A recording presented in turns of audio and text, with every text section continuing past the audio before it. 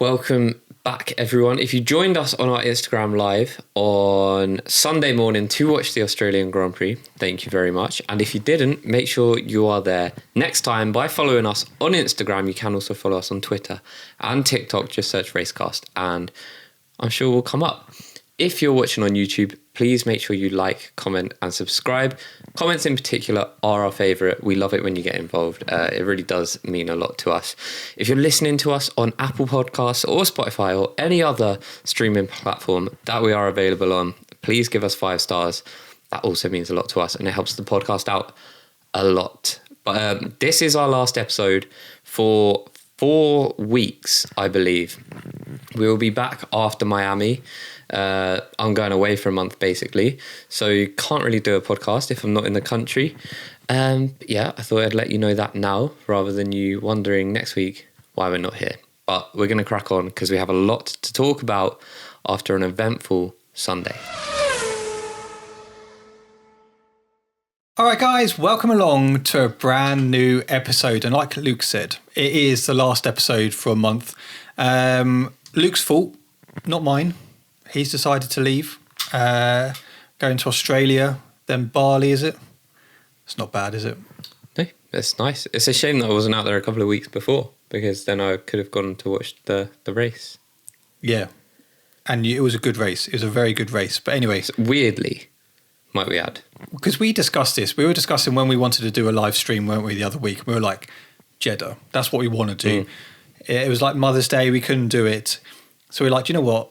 It's going to be a bit boring, but we do Australia. How we were wrong. It was, for me, probably the best race we've had probably in the last year. I think it's probably Silverstone. It's the most exciting race since Silverstone, for sure. It was a pretty crazy race because I think with everything that went on, for once you didn't really know who was going to win. Obviously, eventually Max got out in front, but then we had that next red flag, and I think that's what we've lacked from Silverstone. Obviously, we had it at Jeddah last year and Bahrain last year, where you didn't know who was going to win the race, and that is for the best part of last season, and obviously the last 2 races before Australia, we haven't had. Yeah, you knew who was going to win pretty much every single race before it started, and that's why this was good. But we did a live stream yesterday and I really enjoyed it. It was great having you guys join us on the stream. It made getting up at 5:30 a bit more bearable, and actually it's quite pleasant when you're actually watching the race and it feels like you're constantly in like a little F1 community, having your say, getting other people's opinions. I really enjoyed it. So thank you to everyone who joined in. I don't know what you thought. I was just tired. You were pretty tired, weren't you? But it was definitely... I don't know, did any of you just go straight to sleep after? After the race ended, I went to bed and went to sleep. How long for? Don't know. Woke up at like 11:15, so probably like hour and a half, 2 hours. That's not too bad. Because obviously I was like, fucking hell, the race is dragging on. I just want to go to bed now. But it was a good race, but it was like red flag. The issue is normally you would get up at 6, the race will be done by 7:30 if there's nothing happened or whatever, and then you can go back to bed. It's not too bad, is it? The issue is, like you say, we had red flag, safety car, red flag. And this went on until, what was it, 8:30, almost 9 o'clock by the time. Yeah, by the time I left here, it was like 5 to 9, I think. So, it was good, but I can't complain. I thoroughly enjoyed it. But shall we get into talking about it? Firstly, actually... Well, is there any general F1 news? From looking at it, there's not really... It's basically covering yesterday's race. Yeah, nothing new to report on then. I'm going to bring in the news during talking about the race, if that makes sense, because there's certain topics which happened yesterday, which I feel like we need to touch on. However, there is literally, just looking... breaking news. Well, I say breaking news. It won't be by the time you're listening to this. Yeah. Former F1 team principal Paul Stoddart believes Mercedes were powerless to prevent Max Verstappen's victory. What? Hang on. It literally just said, right? This is ridiculous. F1 teams reach agreement on new race weekend format. Oh, you see, okay, so I watched an interview with Zach Brown and some of the boys from Sky, which was post-race, I believe, where he basically said, I can't say anything, that he got probed about this new race format on a sprint weekend. Yeah. Is that what the news is saying? And he essentially said, I can't say anything. I certainly can't say anything on Sky. It literally just, you click on it and it's nothing. So I was hoping I could give you something then, but it literally went Maybe by the end of the podcast, we can talk about this potential new sprint weekend format. Do you know what it is? No. So what I believe it is that they're saying that there's going to be like qualifying, and I'm not sure if this means free practice is gone, by the way, but there's going to be qualifying, which is going to be your starting position for the race. There's going to be a time trial, which is your starting position for the sprint, because what they're then saying is that you keep qualifying as like your starting position for the race, which means it's less fatal if you crash out in the sprint. You know, that's what we've always said about the sprint. It's a bit pointless because people don't want to push hard because it makes more sense to just... Especially for the minimal points you get for it, just hold your position for the race because that's where you're going to collect the big points. Whereas now, obviously, you'll do this time trial or whatever, and that's your position for the sprint race. And it doesn't matter where you finish in the sprint. You can finish last. You still start in your qualifying, not time trial, your qualifying position. What's your thought on getting rid of practice, though? Do you like practice, the 3 sessions? Yeah, to be honest, I do. I think you can sometimes overcomplicate these type of things. Maybe 3 practice sessions is a bit too much. Maybe 1. Yeah. I don't know. The thing I like about the 3 practice sessions is they're in, obviously, you've got a mixture, haven't you? You've got teams who are testing long runs, qualifying pace runs. The sessions are done at different parts of the day. So the track might be hotter in certain parts of the day. You look at, for example, Bahrain, you're doing it in daylight, so it's a lot hotter. So they're seeing how the tyres go from that. Then obviously in the evening again. It's a bit pointless, isn't it?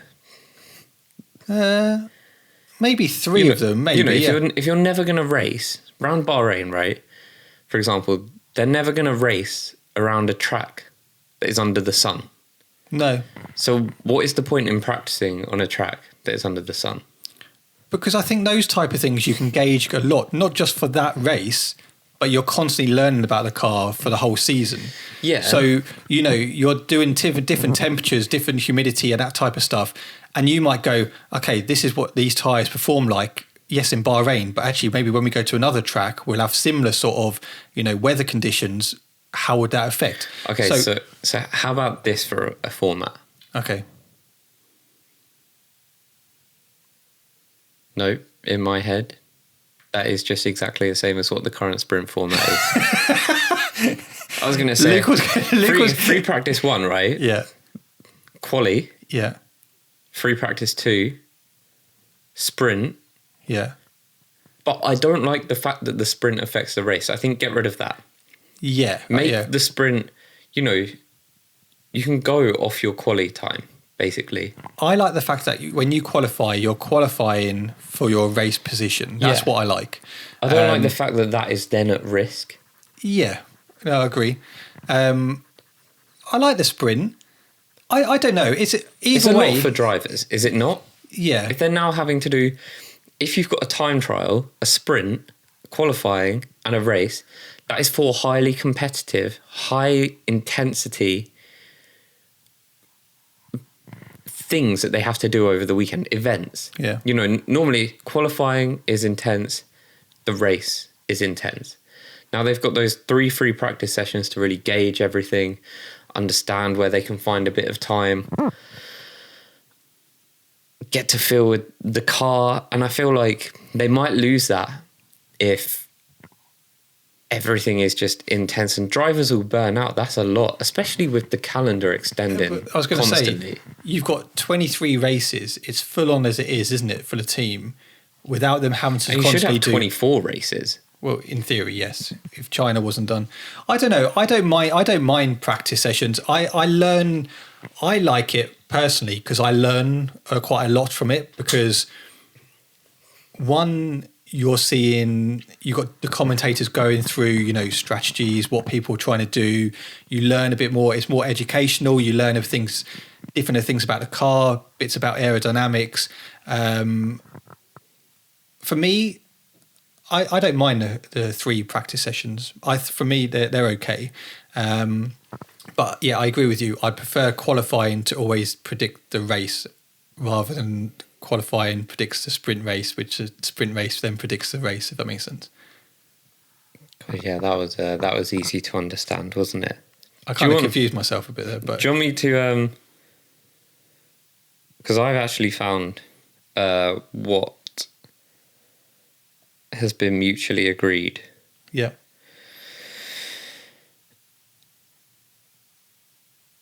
So instead, if the plan goes through qualifying for the sprint race will take place on Saturday. Okay, so if you're listening at home, it looks like we've got on Friday FP1, but by the looks of it, that's going to be the only free practice session. Okay. We're then going to have quali. Yeah. We're then going to have on Saturday sprint race quali. We're then going to have sprint race, and we're then going to have the Grand Prix on Sunday. So it doesn't look like they're going to do that time trial idea, what I said, which would have just been set a flying lap, one flying lap.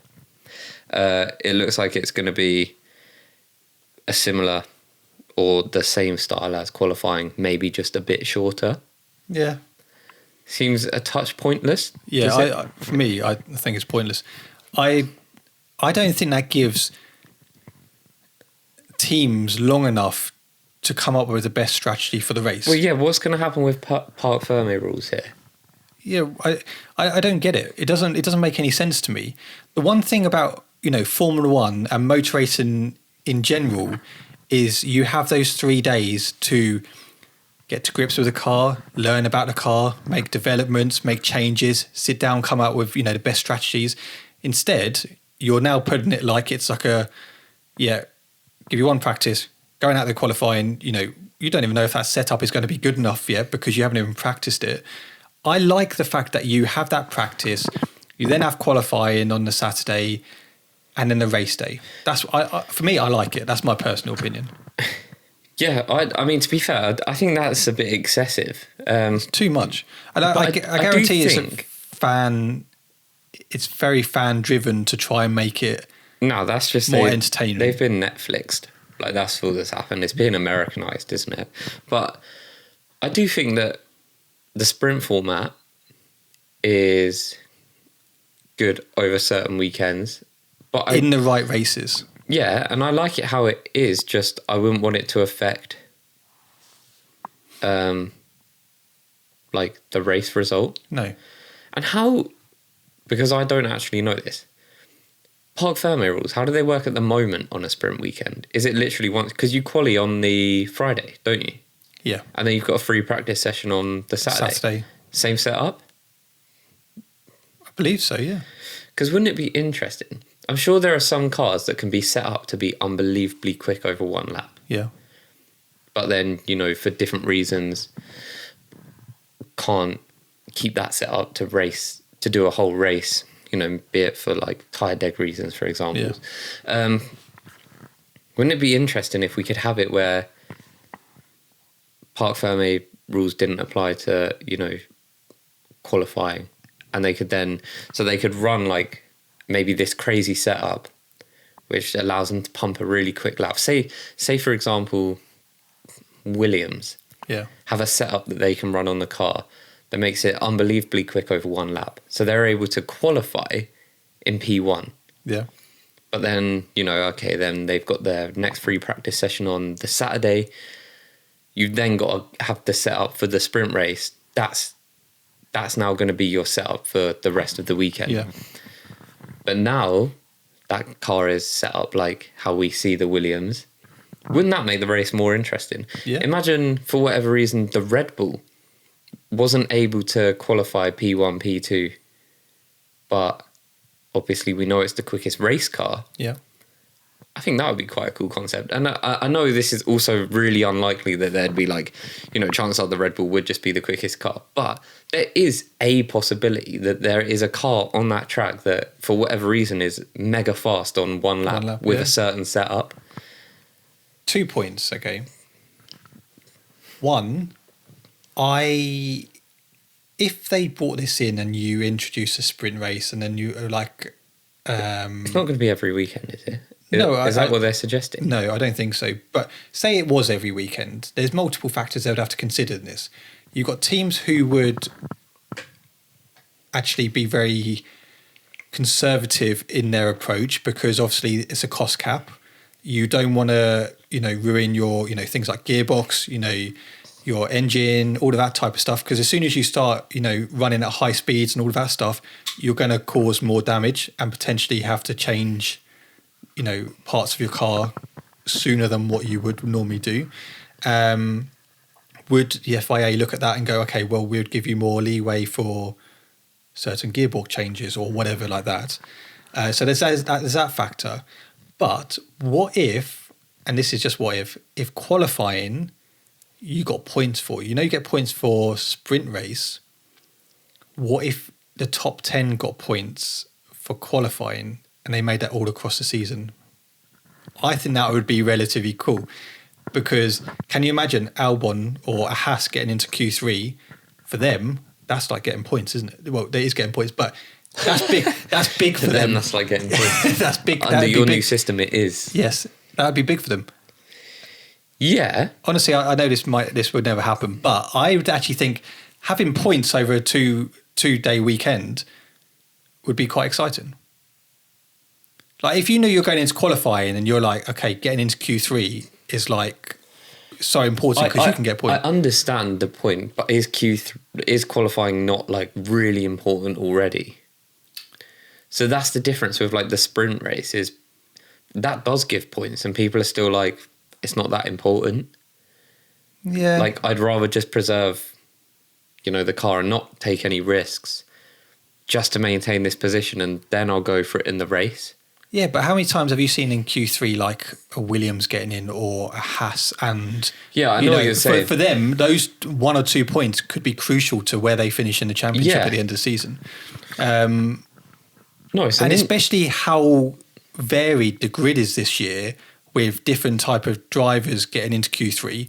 I mean, you could end up having an Alfa Romeo in there, a Haas, a McLaren. I know, how McLaren have been. You might also get them actually finishing in the points. Yeah. As we've seen. Yeah. I'll tell you one thing I'm fucking bored of. What's that? The cost cap. Yeah. Can we just get rid of it? Like, I'm going to put it out there. What has it actually changed? Nothing. Well, it had, obviously, yeah. It hasn't. Red Bull and Mercedes are... still rich. Yeah, they're still like the two fastest teams. Yeah. And Mercedes have had their issues, which if they were able to throw loads of money at it, would have been ironed out. And maybe we'd be having a better race at the front because they would have had more money to throw at the car and it would be maybe on par with the Red Bull. Ferrari would have been able to throw money at their car. They wouldn't have stopped upgrading. Yeah. Last season, they would have just carried on. Maybe it would have given us a more exciting end to the season. Maybe they would have fixed their reliability issues earlier. Aston Martin, well, they've made these strides under the cost cap. Imagine where they'd be without a cost cap. Yeah. I'm not being funny. It hasn't made the grid any closer, in my opinion. And I know people might argue, oh, have you seen like some of the gaps in quali? Like just 8/10 separated like 14 of the grid. Yeah, but okay, let's look to the races. Which is the most important thing. They have not changed much. in my opinion. I prefer these cars. I think these cars do provide better racing. I think they'd provide even better racing if they could just spend whatever they wanted on them. Yeah. So let me know if you agree. Are we bored of the cost cap? What's the point, you know? These teams make a lot of money. Let them spend the money. Yeah. I could guarantee the sport would benefit from removing the cost cap and just letting these teams spend, because we'd have more competitive racing.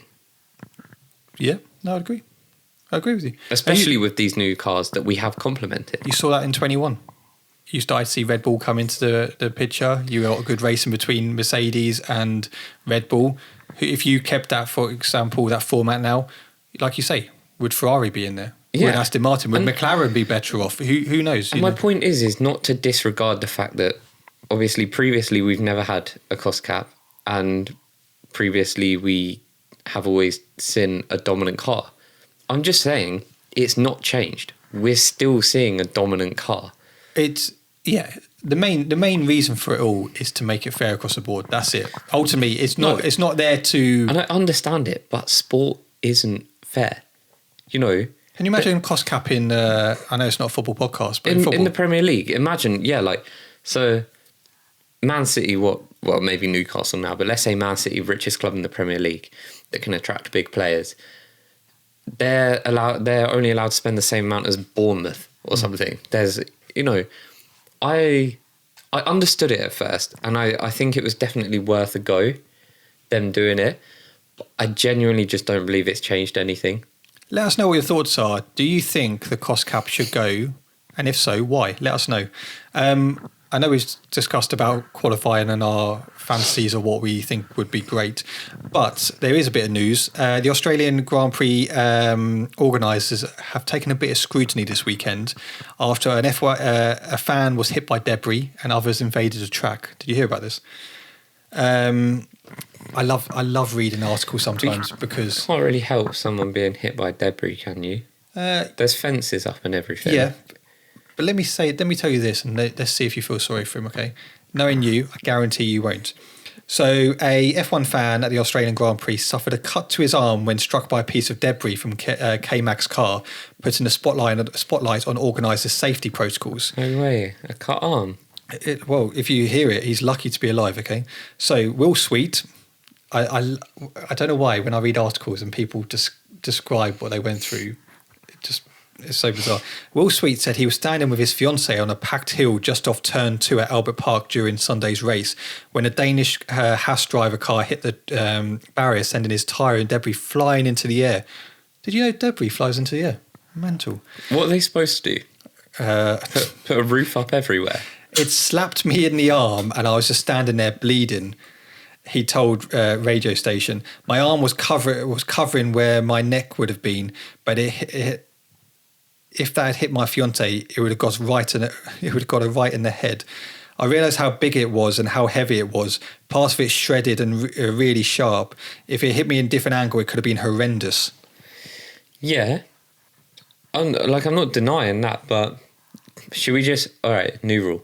No one ever came and looked to see if I was okay. That's because no one cares. No. Shall everyone just turn up with in big protective bubbles? I genuinely think something like that is clearly an anomaly, right?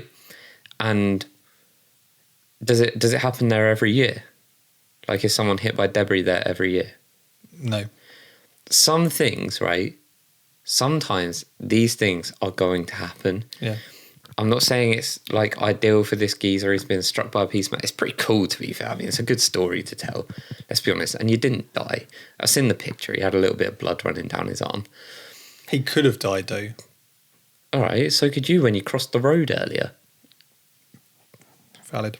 I'm not saying if there was blatant negligence here, and he was hit because there was no fencing up or something, then of course this is an issue with the organisers. I've seen that part of the track. I don't believe there's a lack of fencing there. I think this is where they're concerned. So you see this in the picture. The barrier is here. Fans were climbing over the barriers to get right close. So that I can understand. Don't get me wrong, I don't think that's going to make a massive difference. But by fans literally standing right by the If fence. anything, you're not safer there. Because debris not going to fly up like that and then just come straight back down, is it? But... Did you ever used to play the game Worms? No. Didn't you? Oh, honestly, it's the most... What I would like to say about those fans, right, is we've got this lovely culture in the world where we put ourselves in harm's way and then it's someone else's fault for not stopping us. Yeah. Do you know what I mean? Yeah. You know, it's like the fact we have to have a yellow line at a railway track to say don't stand too close to the trains coming through. Why? On bleach it says do not drink. Why do we have to be told to not drink? Like, everyone knows don't drink bleach.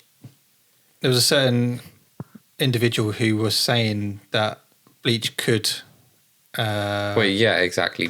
And that's what I mean. This is the sort of people we're dealing with. And like I say, they can't do absolutely everything to stop these things happening. At the end of the day, you know, if you're getting close to high-speed cars, there's a chance something might fly off and hit you. But you've seen the pictures there. There's fencing up. Yeah. Unless they literally enclose them like wild animals. Put perspex all along so it's literally just a clear screen. Yeah, but you'd have to put it on the roof as well, because presumably this has flown up over the fence and then come down. It's not flown through the fence. True. So poor guy. Yeah, I think that's probably a bit harsh on the organisers. The people running on the track, however, before the race had finished, that is an issue with the organisers, because that shouldn't be... I'm not saying it's their fault necessarily that it's happened. But it shouldn't be happening, should it? People took it upon themselves to go on the track. But, yeah, there's that shouldn't be something that is possible to achieve. Yeah, no, I agree with you. Shall we talk about the race? Nah. Okay, right. Thanks for listening. Obviously, we'll quickly touch on practice. It was pretty dominant from the Red Bulls. P1 in FP1, P3 for Max in FP2, and P1 again for Max in FP3. So, on a whole, it was pretty much looking like a Red Bull dominant weekend. Qualifying, however, this is where it got interesting. I actually really enjoyed qualifying. I thought it was good. I'm not just saying that because obviously Mercedes were up there, but on a whole... Quali was worth waking up for, I would say. Especially, like, I'm sure fans of every other team thought this when they saw a Mercedes spin out over the last 8 years, or, prior to last year. And you think, maybe there's a chance for my guy to get into that spot, be it you're a Ferrari fan or a McLaren fan or whatever. So seeing Perez go off in Q1, that was like, okay, we can get there. We can get P2. Let's just touch on Perez, okay? Because we've discussed this before. When Perez, and I'm only saying this because I saw a lot of this over social media, so I thought it was a bit funny. When Perez gets the opportunity to become a championship contender, as we say, something always seems to happen that pretty much just like goes, do you know what? Yeah, right. We'll put a stop to that straight away. Christian Horner came out and said, "We give our drivers equal opportunities to go for the championship." Yeah. On the same weekend that Perez's car seemingly can't brake properly. Then you turn to an engineer, and then he's got part of the brake in his hand. Oh, we didn't fit this. Oh, is that what happened? No, I'm joking. Oh, imagine. Like, camera turns to him, he's just like that. I think that I'm not going to start an agenda here, because I think Checo sometimes doesn't help himself. But agreed. But yeah, whether those comments about equal opportunities, and I've always said as well, if you're new around it, I've always said, I understand it. Why wouldn't you prioritise Max? He's a better driver. Oh yeah, 100%. But I just find it funny that as soon as Perez has like a good race, you look at Monaco last year. He won Monaco, and it wasn't the next race he had a shocker or something. Well, he got a new contract, but he had a pretty bad season It was fluctuating, wasn't it? It wasn't the most straightforward, but it just made me laugh. It was kind of like, okay, Perez is doing well here, guys. Max, let's turn off his brakes.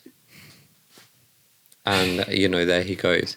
But, yeah, no, that was I felt bad for him. I mean, I was happy, don't get me wrong. I liked the opportunity, but it being Checo, I did feel bad for him. Yeah. He does always seem to have... He always seems to have their... Something happens to him. So, interestingly... the people who went out, obviously Perez didn't start, and it always makes me laugh because you have to be over that 107% rule to be able to start a race. Okay, I've never really understood this rule. I've never understood it, but it always makes me laugh because realistically, Perez shouldn't have started the race because he hadn't completed enough to be able to start the race because he didn't set a lap time in qualifying. But I always makes me laugh when they go, under this circumstance, we're going to let Perez race. Of course you're going to let him race. You're not going to turn around and go, right. Nah. Why don't they just get rid of the rule? Makes it much easier. Because clearly, it's been demonstrated, particularly this weekend, that sometimes the rules don't make any sense. No. And sometimes they take way too long to apply. And if you want to talk about rules and fuck-ups, we can go all the way back to 2021, where a mess in the rule book cost someone a world championship. And now, fast forward... But we're over it. Definitely. Fast forward, a year and a half or whatever, and there's still complicated rules. Yeah, no, I agree. So Q1, you saw Perez, Bottas, Sargent, Zhou and Piastri go out. For me... The biggest surprise was obviously Sergio Perez, but really, yeah, funny that, isn't it? Bit surprised with Bottas this year, if I'm honest. I expected. I'm better. surprised by the Alfa Romeo. Yeah, I expected better from that car. I said early on in the season, it's a dark horse. Yeah, I was wrong. No, so Perez went out in P19, but obviously Piastri also went out in McLaren. Was I overly surprised? Not really. Not really. That McLaren. Is a real piece of work. Yeah. Obviously, going into Q2, we saw Nick de Vries go out. Obviously, K-Mag, Norris, Sonoda, and Ocon. For me, Ocon, that was a surprise for me going out in Q2. Yeah, because that Alpine is not a bad car, and we saw that in the race. Yeah, Gasly showed this weekend. But can we just say, K-Mag is being smoked by the Hulk this season? I didn't expect it. In all honesty, I thought K-Mag would smoke him. Because I said this on the live stream, I think. Did we think that K-Mag was just performing well in that Haas because he was up against Mick Schumacher, who wasn't performing well? And now has Hulk come in and actually he's performing well. Do you think in the next Drive to Survive, we're going to see Gunter having a chat with Hulkenberg about, K-Mag, we may have to end up getting rid of him. He's... Well, probably. I mean, it's very early days, but Hulkenberg has been consistently quicker than him this season. Yeah. And we saw that by him getting into Q3, which for me, I thought he did very well. Also, that Alex Albon. That Alex Albon. Getting into Q3, solid day for him on Saturday. And obviously Pierre Gasly as well. He did great. He's really taken to that Alpine, and that showed yesterday in qualifying and in the race. He's really gelled into that Alpine. He showed that in Bahrain. He showed that in Jeddah. He's starting to actually get results there. Yeah, he loves that Alpine so much. He wanted 2 of them this weekend. He did. He wanted to make it a double car. Yeah, but we'll get on to that. But yeah, I do, and I'm happy for Gasly as well. I like him. But Q3 gave me flashbacks. I had flashbacks of 2021, seeing Lewis Hamilton go quickest, then all of a sudden Max go quickest, and then they go in before their second run, and you're thinking, Christ, okay, we've got Lewis Hamilton, Max Verstappen going for pole here. And Max just went out, smashed it, got P1. Yeah. George, a lovely P2, Hamilton P3, and George was only a tenth and a half off Max. he was just over 2/10. And Lewis was about 3/10. 3/10, yeah. So it was closer this weekend. Yeah. The Ferrari, Carlos Sainz out-qualified Leclerc. I know Leclerc obviously went out in lap 1. He got tangled up. He went off, which is fine. It's a tough time for those Ferrari boys at the moment. Isn't it? It's their worst start to the season since I want to say 2010. Yeah. Is it? Christ. But yeah, it's certainly. I mean, look at the standings, right? Us and everyone in the F1 space has rinsed that McLaren. Yeah. McLaren have more points than Ferrari this season now. Which is mad. Hulkenberg has more Actually, points than true? Charles Leclerc. Or did I just make that up? I can tell you. So McLaren have 14 points. Maybe Ferrari have... You've absolutely butchered that. I made it up. You made it up. The Ferrari have 23, don't they? Ferrari have 26 points. 26. McLaren have 12. I mean, it's close. It's not far off. It's not far off. But I still think Ferrari are... Well, no, here's a point. Is it Lando Norris has more points than Charles Leclerc? Give me this one. So, Lando Norris has 8 points. Yes. Charles Leclerc has 6. Yes. Hulkenberg is on the same amount of points with 6 than Charles Leclerc. Ironically, I know I said something in the tank. I know I said about Bottas, but he's actually got 4 points. Yeah, there's only 2 drivers on the grid now with no points, and that is Logan Sargent and Nick De Vries. The rookies. Nick De Vries has a lot less excuses than Logan Sargent, in my opinion. Sargent, mark my words, will come good. He's showing pockets of, apart from what he did yesterday in the race when he... Yeah, and we need to talk about all this. We'll go through the race. We haven't even started the race yet. No. Well, how long are we in? God, we're 40 minutes in already. We'll get to... Because there's an issue with penalties and the consistency and application of penalties that we need to talk about. So we will get there. So let's start the race, okay? Good start. What a lovely start for George Russell. Lovely start. He went past Max into turn 1. Also a great start for Fernando Alonso. Who almost got Lewis. Yep. Lewis went into P2. Max dropped down to P3. Did you see the Max saying that he got pushed off the road? He did. So, which, firstly, that stinks of irony. And secondly, he didn't. Like, Lewis braked later than him, went into the corner. Max, it's the double standards. Was it last season in Interlagos? He was like, well, I saw he was there and I just thought, well, I'm not backing out, so we'll just crash. And now he's annoyed that Lewis has outbraked him and got in front of him, basically. Lewis Hamilton lives rent-free in Max Verstappen's head. And it showed again this weekend because you don't see Max Verstappen getting rattled by anyone else.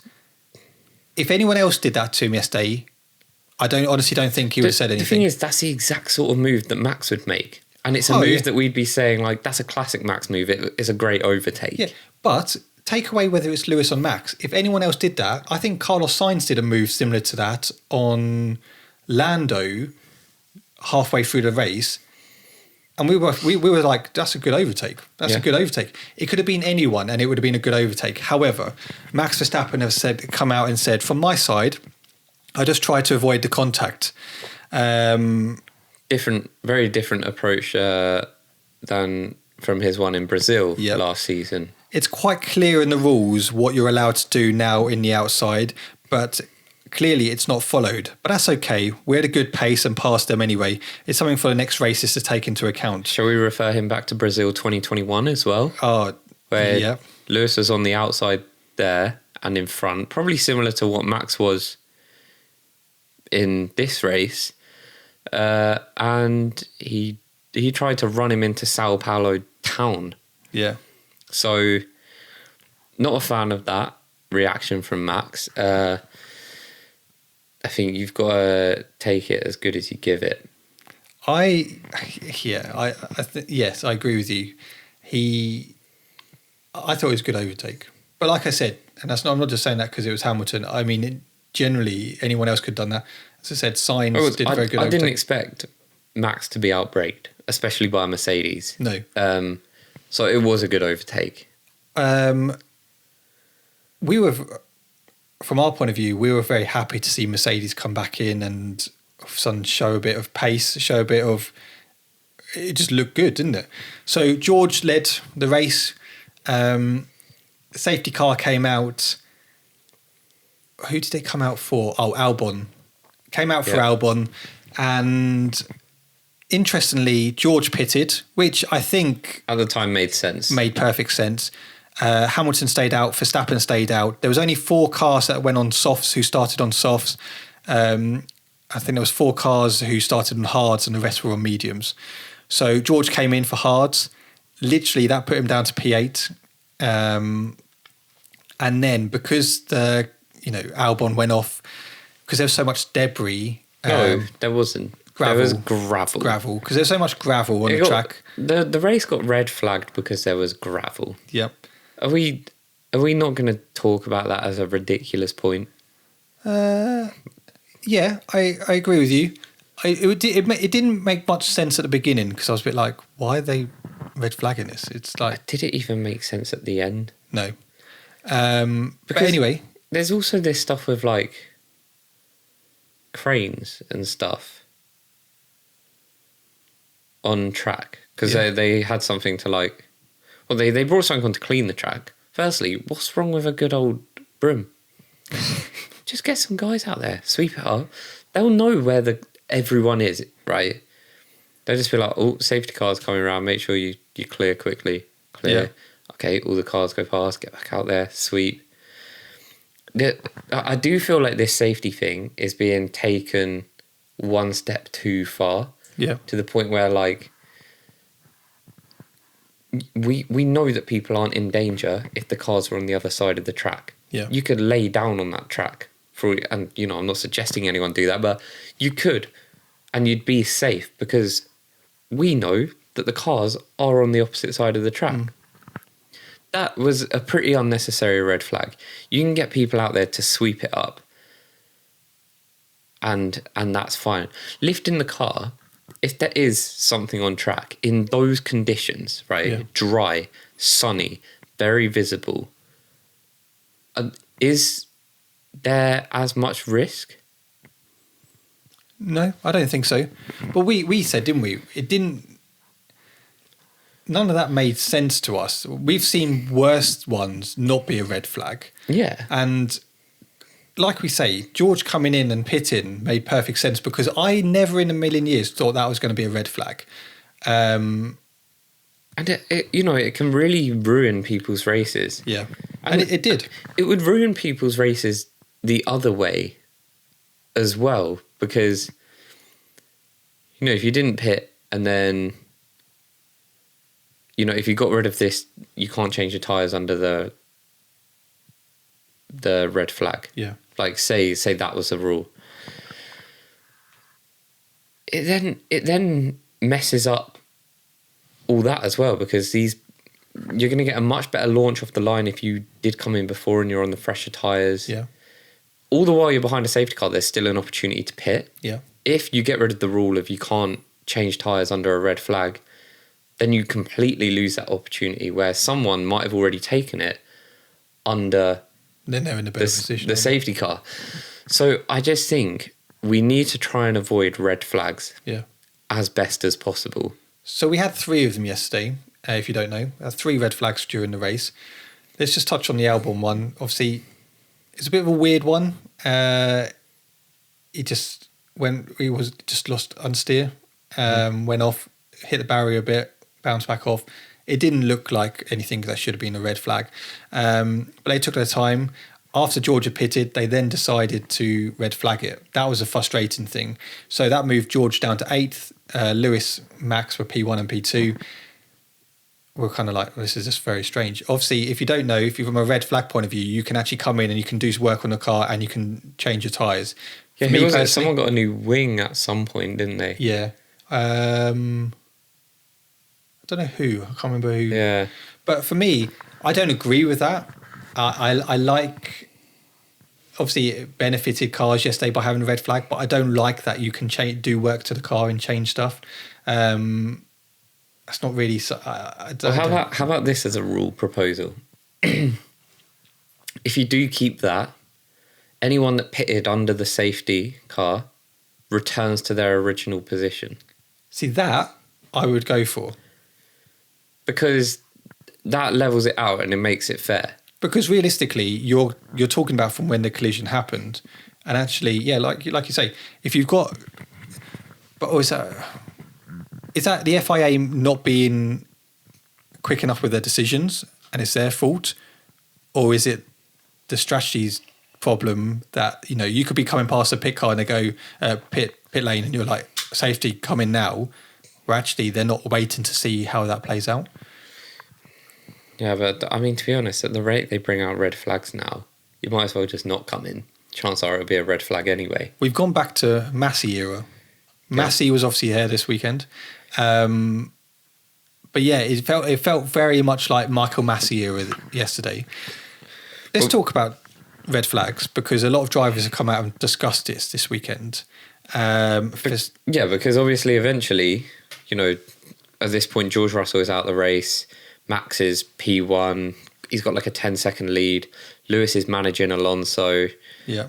Carlos Sainz has made strides. Gasly is holding on really well. Stroll's fallen off a little bit. Yeah. Perez has pushed through. And we get a red flag. For K-Mag. For K-Mag, who decides to, for whatever reason, drive into a wall. There's no real explanation to it other than the fact he just drove into a wall. His right rear tyre goes flying up in the air.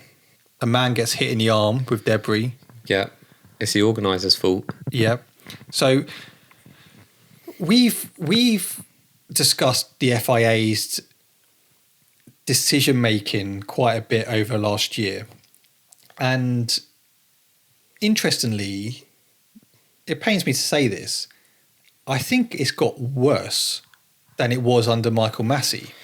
Yeah. I'm not saying Michael Massey's decisions were great, but if you look at yesterday when K-Mag went into the wall, all of a sudden it went yellow flag, straight back to green flag, and there was no yellow flags.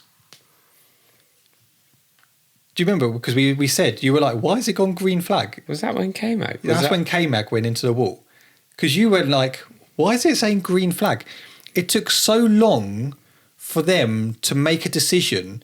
Cars have basically done half a lap before they even decided to make a red flag or anything, any decisions. But I was tired. I don't remember that. You're the one who even said to me, why is there a green flag? That makes no... What? The decision making is so slow. And my concern for this is they're going to cause real harm with these late decisions. You don't have to be a rocket scientist to make a decision that, there's a car with a tyre missing, yellow flags. Yeah, I mean, I understand why that one got red flagged as well, because it damaged the Tech Pro and there was a lot of debris, and getting rid of that car was not going to be light work. But yeah, they've made a meal out of everything. This is what I mean. Like, are they just taking the safety business too far? But then, actually, inadvertently, sometimes they're making terrible decisions, which are like actually endangering drivers by being too slow. And then sometimes they act like ridiculously quick, like with Lance Stroll, who pulls up in a literally like a pull-off space, and they instantly red flag it. But you look at Suzuka last year, okay?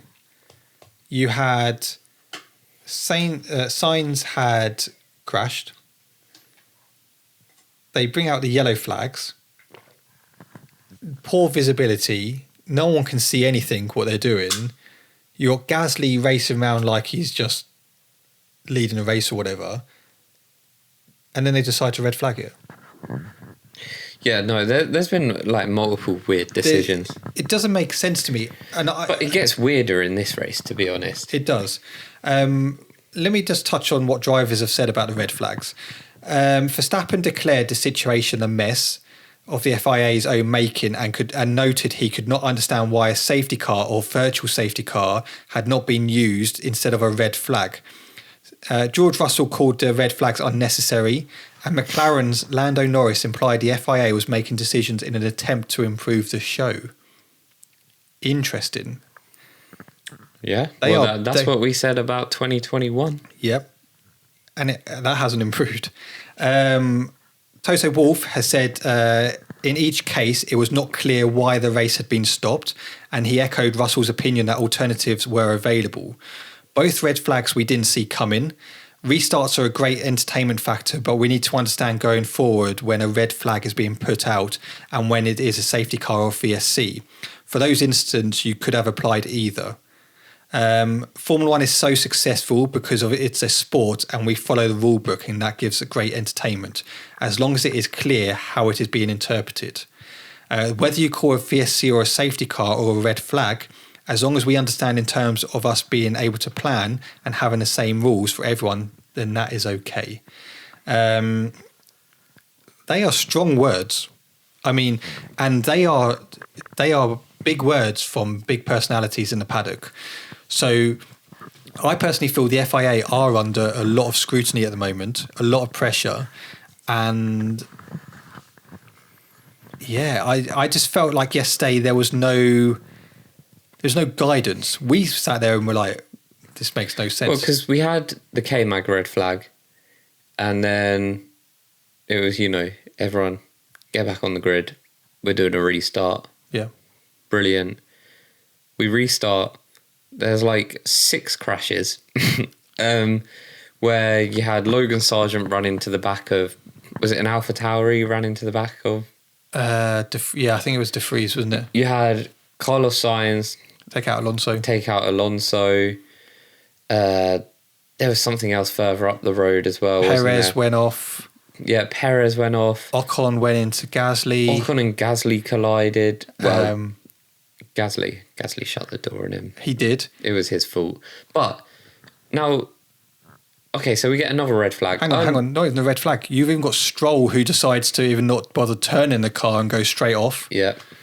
And that saw both our Aston Martins literally drop to the back of the grid. Yeah. So now, it looks completely different. You've got Yuki Tsunoda in what, P4? P5. Hulkenberg was P4. Hulkenberg P4. Carlos Sainz P3. Lewis P2. Max P1. Yeah, you got... both Alfa Romeos in the points. Yeah, both McLarens in the points. And you've got, both Aston Martins out the points. So it gets red flagged. Very understandably, by the way, this red flag, because it was chaos. Yeah. We've got, 2 laps to go? 2 racing laps to go. 2 racing laps to go. Then they decide, so we're all in the pits. Carlos Sainz is getting a 5-second penalty for taking out Alonso. Well, no, because it was lap 56 that restart happened. So by the time they went out round... Well, yeah, so it's lap 57. 57, which then meant by the time they went through the pit for the red flag... Well, they've then got to come back round to do the formation. Yeah, which was then lap 58. Yeah. So Sainz got all of the cars got put back to the position that they started in from the original red flag. Which made sense. Yeah. Sainz then got a penalty for hitting Alonso, even though it didn't matter because everything got reset. So essentially it never happened. Yeah. In terms of the race, that never happened. Logan Sargent, who just didn't brake and went into the back of Nick De Vries, didn't get a penalty. Pierre Gasly, who literally just completely shut the door on Ocon and wiped them both out, didn't get a penalty. Didn't make any sense. It was unbelievable. I can't even really dive into the end of that race because it was so confusing. But it was a shit show, and I think that's how we can. It wasn't just confusing; it was pointless because, as far as I'm concerned, just end the race. Don't have to go round. At least take it back a lap and give us one racing lap if that's really what you want to do. Yeah, and we know the FIA can manipulate rules. Yeah, so it's true. You could make it up how you wanted it, but isn't it funny? They did the rules properly yesterday. That things finish under a safety car or whatever, did the rules properly this time. Yeah.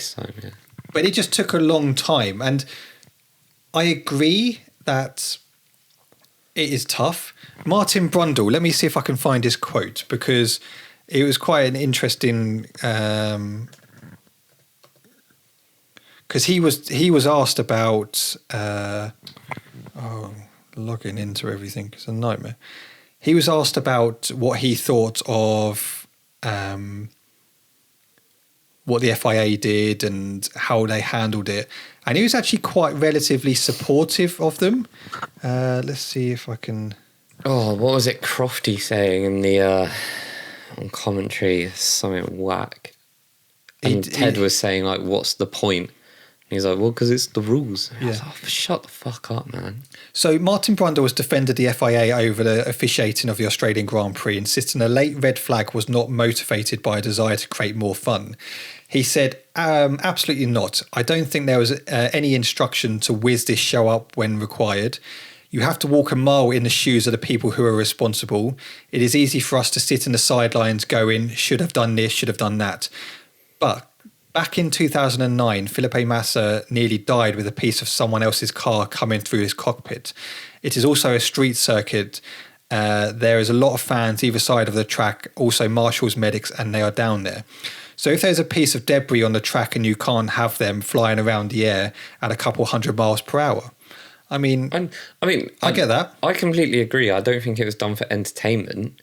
Yeah. But I'm saying that the rules that were applied were seemingly pointless. What if we're just going to go around? Yeah, you could just end it. What's the point? At least write into the rules, like, if we're going to go back out, there has to be at least one complete lap of racing. Yeah. And then that's fine. We all would have... I don't think we'd even be talking about this. We would have been saying, like, wow, what a good ending. Yeah. Had we had one lap of racing. Me personally, if they just ended that then and said... That would have made so much more sense. I would have gone, okay, fine. Take it. I completely understand it. But you actually have to take them out for one lap. Max, you're just going to go round. No one can overtake you. We're just going to go for and just take the checkered flag. What's the point? It's pointless. Yeah. Let us know what your thoughts are. What is your thoughts on the red flags? Do you think there was too many? Do you think the FIA are a bit of a joke at the moment? Or do you think they're actually officiating quite well? Let us know what your thoughts are on that. Just going back to Lewis Hamilton and Max Verstappen first lap overtake. What? Haven't we already talked about that? We have, but I didn't tell you what Lewis said about it. So I told you what Max said about it, but I didn't tell you what Lewis said about it. I know what Lewis said about it. What did you say? Was this in, like, after the race? Yeah. Where he just says... I braked later. I didn't run him off the track. It's just racing. I thought it was pretty decent. He braked early and I braked late. I was fully up the inside and I think we both left space for each other. I didn't run him off the road and he didn't turn in on me. We didn't touch and that's racing. Yeah. Fair play. Let me have that, all right? Let me have that. Yeah, I mean, just a bit pointless. You should have said it earlier. Well, it wasn't until anyway. God. I think we... I'm going to miss you for next month. I know. But, so obviously the race ended. Max P1, Lewis P2, Alonso P3. Not the fairest ending in my opinion, but there we have it. Carlos Sainz dead last. Who's your driver of the day? I don't understand why Perez got driver of the day. Last to P5? Yeah. No, I personally don't think he was driver of the day. Look at someone like Gasly, who did really well to keep up with them. Like Carlos Sainz. I would have said Gasly. I know it didn't end well for him, but I think he did well within that Alpine. Yeah, I was impressed with him. Yeah. I thought he was good. So driver standings, this is how it looks. Obviously, Max Verstappen is in P1, 69 points. Perez P2 with 54. Alonso 3rd, Lewis 4th, Sainz 5th, Stroll 6th, Russell 7th, Lando Norris in there in P8, and Hulkenberg P9 and Charles Leclerc P10. I was delighted that Tsunoda got a point, to be fair, because Mr. 11th. Mr. 11th, he didn't have that record. Yeah, what were they going on about yesterday? Oh, he'll get this record. I'm pretty sure he doesn't want to. The Constructors sees Red Bull leading with 123 points, Aston Martin in P2, Mercedes P3, Ferrari P4, McLaren 5th, Alpine 6th, Haas 7th, Alfa Romeo 8th, Alfa Tauri 9th, and Williams 10th.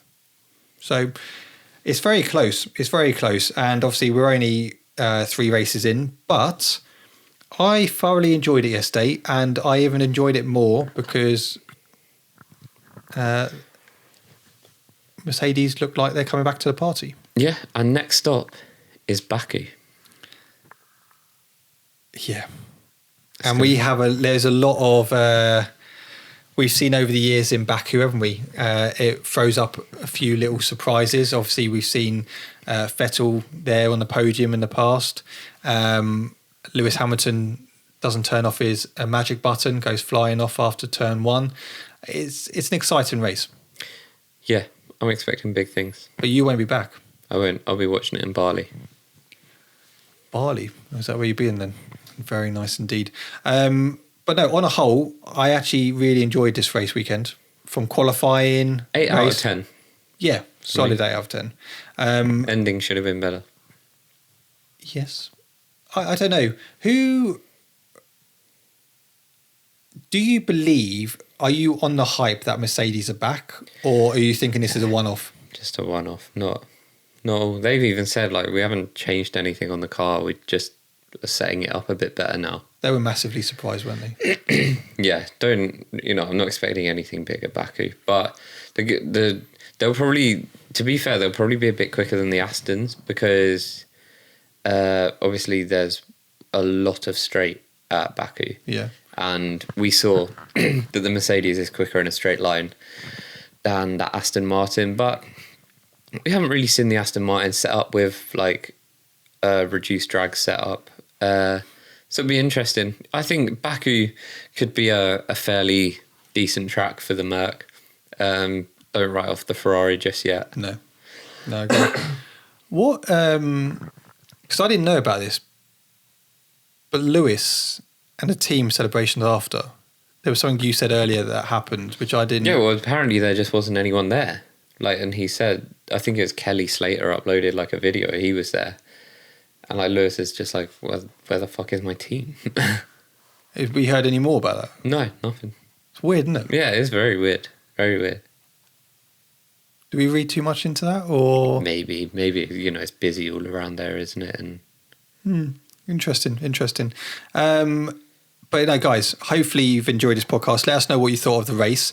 Obviously, we won't be back now for a whole month, but I will be doing stuff on Instagram. So follow us on the Racecast Insta. Luke will pop up every now and then, let us know how his holiday's going. Maybe even say a couple of bits on the. Well, maybe around Baku. I'll be down the pub. Well, down the pub. Don't know where I'll be, but I'll be somewhere in Bali watching it. Find some sports bar, hopefully. Not jealous at all. No, I wouldn't be. We'll have a good time. Yeah, thanks. We'll be back in a month's time. But yeah, do follow us on our social medias. We will be keeping updated. Well, I say we'll keep updated. I'll be keeping updated. Luke does his bit every now and then. We'll be on holiday. Well, even when you're not on holiday, you do a little bit, don't you? But God, the look you just gave me then. What? You just look like you're... But yeah, have a good time. And I shall see you in a month's time. Let us know what your thoughts are on this whole episode. Give us your thoughts on the whole race weekend as well. Is Mercedes back? Are they not? Are Ferrari in trouble? Let us know what your thoughts are, and we shall see you in a month's time. Luke, have fun in a bit.